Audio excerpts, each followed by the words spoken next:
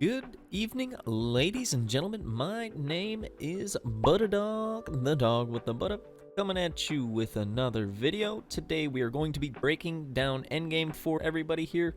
Just right in my office here, we're going to be quickly going over things you should be doing around what level and around what gear score, things like that. Pretty much there's 3 stages that I consider to be at in New World here. There's people that are under level 60, there are people that just hit level 60 and are currently leveling their gear score, and then the true end game, which is the 600 gear score plus players that are out there right now. I'm going to be explaining what you should be doing in each of these categories. So stay tuned, guys. I appreciate you clicking on this video. I hope you enjoy. Let's get right into it.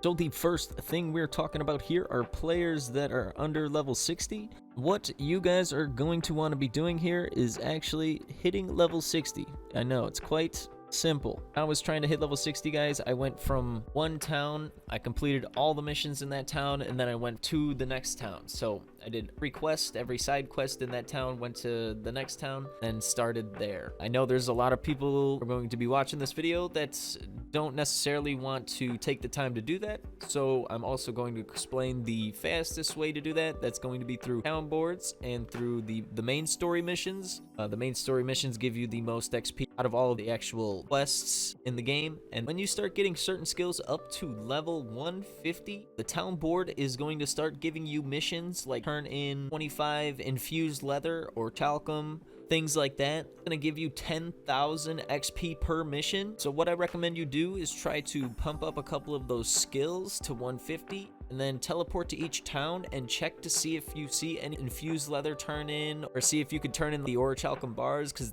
those missions are going to give you 10,000 XP per mission. Alrighty, guys, this next section is going to be for players that just hit level 60. You're going to be currently grinding your gear score out to 600. To do that, I recommend that you run as many dungeons and chest runs as you can.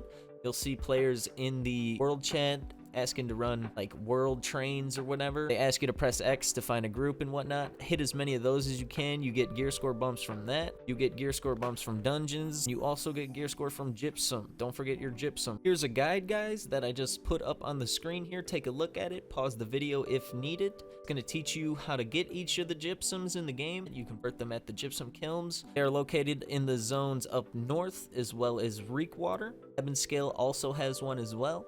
I do recommend gypsums would be your quickest. If you're hitting these gypsums every day, you're going to level your gear score up really quickly. And AGS bumped up the amount of gear score you get per gypsum cast, so right now is a great time to start working on this, guys. It has never been quicker to catch up in New World than it is right now.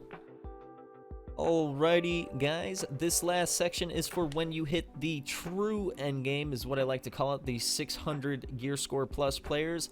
You're going to start with your mutations. Mutations break down 1 to 10. They're pretty much mutated dungeons, making it quite more difficult here than the normal dungeons. Running these mutations are going to award you with umbral shards. These umbral shards are going to be used to upgrade gear that's 590 and above up to 625.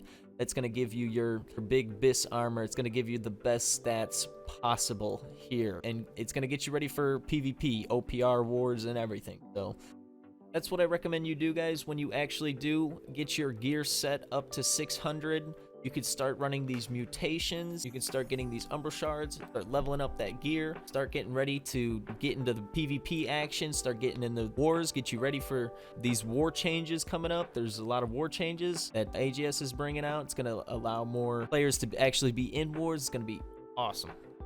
Alrighty, guys, that's gonna do it for today's video. I appreciate you all clicking on the video. If you like the video, hit that like button. If you want more, hit that subscribe button. My name is Butta Dog, the dog with the Butta. Peace.